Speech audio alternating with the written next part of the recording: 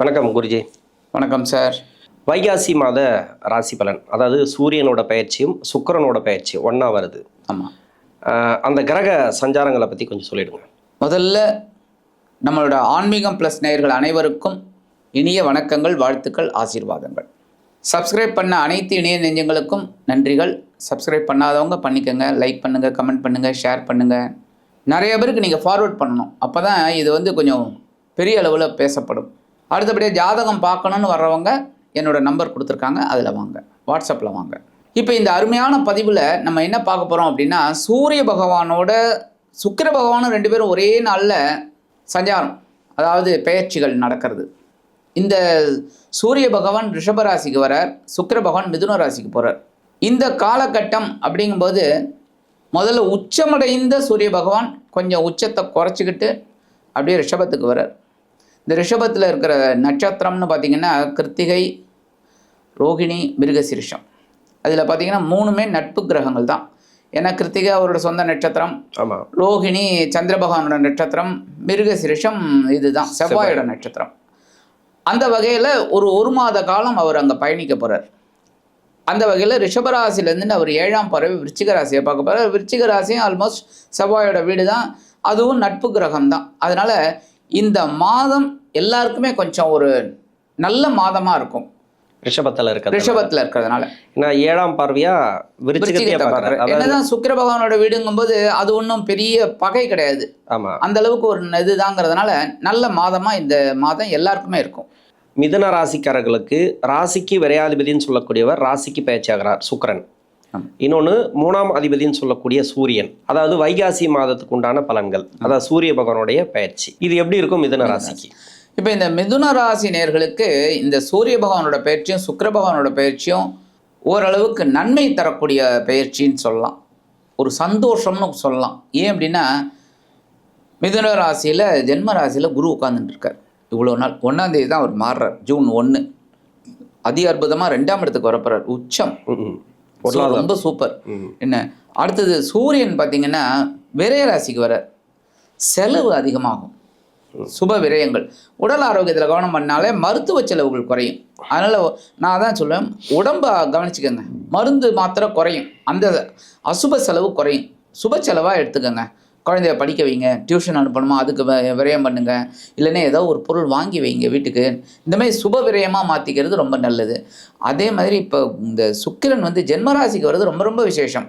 ஏன்னா எப்போவுமே இவர் 5-12 கூடிய அதிபதி அப்படின்னாலும் இவர் ஜென்மராசிக்கு வர்றது நல்லது. சுக்கிரன் உட்கார்ந்தாலே கலகலப்பு, சந்தோஷம் எல்லாம் ஆட்டோமேட்டிக்காக வந்துடும். 5ஆம் அதிபதி. ஸோ குழந்தைகள் படிக்கலையே நினச்சவங்களுக்குலாம் குழந்தைகள் கடற்கடன் நல்லா படிக்க ஆரம்பிச்சிடுவாங்க. அவங்களுக்கு அதுவே ஒரு சந்தோஷமாக இருக்கும். அதுமாதிரி குழந்தைகளை அடிச்சுட்டு இன்ப சுற்றுலா போயிட்டு வருது, அங்கே போயிட்டு வருது, எல்லாமே இப்போ பாக்கியங்கள், ரொம்ப சந்தோஷமாக இருக்கக்கூடிய ஒரு காலகட்டம். 2ஆம் இடத்துல 1ஆம் தேதியிலேருந்து குருவும் வர்றது ரொம்ப விசேஷம். ஸோ 12-1-2 அற்புதம். அதே மாதிரி கர்மாதிபதி இவர் கர்மஸ்தானத்தில் சனி உழைப்பாங்க. அப்போ உழைக்கக்கூடிய இது வரும்போது கண்டிப்பாக வருமானம் வரும். வருமானம் வரும்போது சந்தோஷம் இருக்கும். அவ்வளோதான். நல்ல மாதம் இந்த மாதம். ஓகே, அருமை. குருவுடைய பயிற்சி இருக்கு இல்லையா, அதுவும் 15 நாளைக்கு பிறகு தான். ஆமாம். இப்போ ராசிக்கே சுக்கிரன் வராரு, விரயத்தில் சூரியன். இது திருமணத்துக்கு எதனா சப்போர்ட் பண்ணுமா? திருமணத்துக்காக முயற்சி பண்ணுறவங்களுக்கு, இன்னொன்று திருமண வாழ்க்கையில் நிறைய நெருக்கடிகள் இருக்கிறவங்களுக்கு திருமண வாழ்க்கையில் ஏதாவது சப்போர்ட் பண்ணுமா? ரொம்ப நாளாகவே திருமணம் தள்ளி போயிட்டுருக்கு. நிறைய பேருக்கு மிதுன ராசி நேயர்களுக்கு தள்ளி போயிட்டுருக்கு. ஏதோ ஒரு காரணத்தில் தசாபுக்தி சரியில்லையோ இல்லை எதுன்னு தெரியல. ஆனால் இவங்களுக்கு ஏன்னா ஜென்மராசியில் குரு இருந்தால் கூட 7ஆம் பறவை 7ஆம் இடத்தை பார்க்குறாரு. அப்போ ஸ்தான பலம் இல்லைனாலும் பார்வை பலம் இருக்கே, அப்போ வாழ்க்கை துணையை ஏற்படுத்தி கொடுத்துருக்கணுமே, கொடுக்கல. மறுமணமும் நிறைய பேருக்கு அமையலை. என்ன அப்போ இது எங்கே அப்படின்னா நீங்கள் சொல்கிற மாதிரி தசாபுக்தி அந்த மாதிரி ஏதாவது ஒரு காரணம் இருக்கும். ஆனால் அவங்களுக்குலாம் இப்போ ரொம்ப ஃபேவரபிள் டைம். ஏன்னா இப்போ 2ஆம் இடத்துக்கு வரக்கூடிய அந்த குரு ஒரு அட்வான்ஸாக சில வாழ்க்கை துணையை ஏற்படுத்தி கொடுக்கக்கூடிய ஒரு பாக்கியத்தை கொடுத்துருவார். ஸோ திருமண யோகம் இப்போ கண்டிப்பாக கைகூடுறதுக்கு ஒரு வாய்ப்பு நல்லபடியாக இருக்கும். முயற்சி செய்தால் ரொம்ப வெற்றி. ஓகே, கணவன் மனைவிக்குள்ள ஒற்றுமை பற்றி கொஞ்சம் சொல்லுங்களேன். அது விட்டீங்க, ஏன்னா திருமணத்துக்காக தான் சொன்னீங்க. ஆமாம், கணவன் மனைவிக்குள்ள ரொம்ப நிறைய பேருக்கு ஜென்மராசியில் குரு வந்த பிறகு படாத பாடு. அது தசாபுத்தி பாதிப்பு தான் வச்சிங்களேன். ஆனால் நம்ம கோச்சார பலன் சொல்லிட்டு தான் வரோம். அந்த பயிற்சி இந்த பயிற்சி அப்படின்ட்டு நிறைய பயிற்சிகளை சொல்கிறோம். நிறைய பேருக்கு நல்லது நடக்குது, நிறைய பேருக்கு நடக்கலையே அது மாதிரி இருக்குது. ஏன்னா தசா புத்தி அப்படின்றதுனால. அப்போ திருமண வாழ்க்கைங்கிறது எப்படி இருக்கும் உங்களுக்கு? எப்படி அனுசரித்து போகலாமா? எப்படி இவங்க அனுசரித்து தாங்க போகணும் எப்போவுமே. ஏன் அப்படின்னா உபயராசி உபயராசி உபய லக்னம் அப்படின்னாலே வாழ்க்கை வந்து இல்வாழ்க்கைங்கிறது கொஞ்சம் ஒரு இதுவாக தான் இருக்கும். அனுசரித்து போனால் தான் நல்லது. இது எப்படி இருக்குன்னாக்க நீ முன்னால் போனால் நான் பின்னால் வரேன் அப்படிங்கிற மாதிரி இருக்கும்.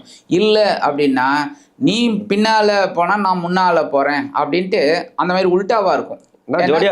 ஜோடியாக போக முடியாது, ஜோடியாக போக மாட்டாங்க. அதான் ஏன்னா அவங்களுக்கு கருத்து வேறுபாடெல்லாம் இல்லை, அந்த ஒரு ஆளுமைத்தன்மை. அதனால நான் முன்னாடி போகிறேன் நீ பின்னாடியே வா அப்படின்னு தான் சொல்லுவாங்களே தவிர கை பிடிச்சிட்டு போகிறதெல்லாம் வந்து சில ராசிகள் தான். அந்த ராசியில் இவங்க வந்து கொஞ்சம் ஒரு அந்த மேனேஜரியல் லெவலில் இருப்பாங்க. அப்போ இதெல்லாம் இவங்க அனுசரித்து அட்ஜஸ்ட் பண்ணிட்டு போனால் நல்லபடியாக இருக்கும். ஆனால் குழந்தை பாக்கியம்லாம் கிடச்சிரும். நீங்கள் கேட்கலாம், என்ன சுவாமி ரெண்டு பேரும் ஒன்றா போக மாட்டாங்கங்கிறீங்க, அப்போ குழந்தை பாக்கியம்லாம் கிடைக்குதுன்னு. அது வேற இது வேற. சுக்கிரன் சப்போர்ட் பண்ணு. ஆமாம், சுக்கிரன் சப்போர்ட் பண்ணிடுவார். அதனால இவங்களுக்கு எல்லாமே நல்லபடியான இது. பட் இவங்க கொஞ்சம் அனுசரித்து போகிறது நல்லது. ஏன்னா குரு வந்து கொஞ்சம் மாறுற வரைக்கும் கொஞ்சம், ஏன்னா 2வது இடத்துக்கு போகிறார், தனவாக்கு குடும்பஸ்தானம். அது வரைக்கும் கொஞ்சம் இவங்க ஒரு பொறுமையாக இருந்தால் நல்லது. ஆனாலும் கவலைப்பட மாட்டாங்க. ஏன்னா ஜென்மராசியில் சுக்கிரன் வர்றது ரொம்ப விசேஷம். குடும்ப வாழ்க்கை நல்லபடியாக இருக்கும். ஒரு விருந்து கேளிக்கைகள் இதிலெல்லாம் கலந்துக்கிறது, சினிமா ட்ராமா சூப்பராக இருக்கக்கூடிய, அதாவது விலகி போனவங்க கூட இப்போ 2 பேரும் ஒன்றா போய் சினிமா பார்க்குற அளவுக்கு வருவாங்க. ஓஹோ, பரவாயில்ல. ஜென்மராசிக்கு வரக்கூடிய சுக்கிரன், விரயத்தில் இருக்கக்கூடிய சூரியன், இது வந்து இன்வெஸ்ட்மெண்ட்டுக்கு எதனா சப்போர்ட் பண்ணுமா இந்த காலகட்டத்தில்? அதாவது முதலீடு போடுறதுக்காக ஒரு சில பேர் வெயிட் பண்ணுறாங்க. முதலீடு போடலாமா? தொழில் குழப்பமாக இருக்குது. 10க்கு சனி வந்த பிறகு நிறைய குழப்பத்தை கொடுத்துருக்கு. ஒரு சில பேருக்கு தசாபுத்தி பிரச்சனைகள் இருக்குது இல்லையா, அவங்களுக்கெல்லாம் நிறைய குழப்பத்தை கொடுத்துருக்கு. பண்ணலாமா வேணாமா? ஏன்னா அவங்க சந்திக்கிறது எல்லாமே நெகட்டிவான பர்சனாக இருக்கும், நெகட்டிவான வார்த்தைகளாக இருக்கும். அப்போ அவங்களுக்கு பயம் இருக்கும், இந்த பணம் போட்டால் வருமா அப்படின்ட்டு. அதுக்குண்டான காலகட்டமாக இது. ஏதாவது தொழிலுக்கு சப்போர்ட் பண்ண முடியுமா? மிதுனத்தில் பிறந்த இவங்களுக்கு இது நாள் வரைக்கும் குழப்பம் இருந்தது, இனிமேல் குழப்பம் இருக்காது. ஓ, குரு மாறுறாரு. ஆமாம், ஏன்னா குருவும் இதாக இல்லை. இந்த இவர் வந்து சூரியன் தான் கொஞ்சம் ஓரளவுக்கு சப்போர்ட்டிவாக இருந்தார். ஏன்னா 11th பிளேஸ் உச்சம், நல்லபடியாக இருந்தார். ஆனால் கர்மஸ்தானத்தில் சனி பகவான் இருந்தார். ரொம்ப டென்ஷன் தான். உத்தியோகம் தொழில் வியாபாரத்தில் அவங்க இன்வெஸ்ட்மெண்ட் பண்ணுறத, இன்வெஸ்ட்மெண்ட்டு மட்டும் இல்லை, ஒரு எப்படி கொண்டு போகிறதுன்னு தெரியாமையும் முடிச்சிருந்தாங்க. அந்த அளவுக்கு அவங்களுக்கு ஒரு கிரிட்டிக்கல் பாயிண்ட்டுங்கிற மாதிரி சொல்லலாம். ஆனால் இப்போ வந்து இவங்களுக்கு ஜென்மராசியில் இந்த சுக்கிர பகவான் வரார், விரய ராசியில் சூரிய பகவான் வரார். ஆனால் விரய ராசியில் வர சூரிய பகவானும் சனி பகவான் பார்க்குறார் ஒன்று. ஆனால் சனி உழைக்கிறதுக்கு காரகன், உழைச்சா அவருக்கு ரொம்ப பிடிக்கும். எப்போவுமே உழைச்சா சனி பகவானுக்கு பிடிக்கும். என்ன, அப்போ தான் நமக்கு ஆயுள் விருத்தி அடையும். இப்போ நம்ம சாதாரணமாக சொல்லுவோம் நிறைய வேலை செய் அப்படின்னு. இப்போ கர்ப்பிணி பெண்ணை கூட நீ குனிஞ்சு நிமிந்து அந்த வேலையை செய் இந்த வேலைன்னு சொல்லுவாங்க.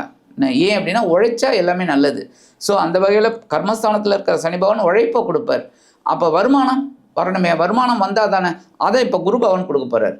இப்போ ஜென்மராசியில் சுக்கிர பகவான், அதுவும் 14ஆம் தேதியிலேருந்து அவர் வந்துடுறார். 15லேருந்து விரயஸ்தானத்துக்கு வந்துடுறார். ஸோ இவங்க வந்து தொழில் ரீதியாக எடுக்கக்கூடிய ஒரு முயற்சிகள் இப்போ சாதகமாகும். அதனால இன்வெஸ்ட்மெண்ட் பற்றி கவலையே படாமல், ஆனால் பெரிய அளவில் கடன் வாங்கக்கூடாது, அவ்வளோதான். மற்றபடி இவங்க இன்வெஸ்ட்மெண்ட் பண்ணி ரொம்ப அழகாக ஒரு இந்த காலகட்டம் அவங்களுக்கு ஒரு உச்சிதமான காலகட்டம்னு சொல்லலாம்.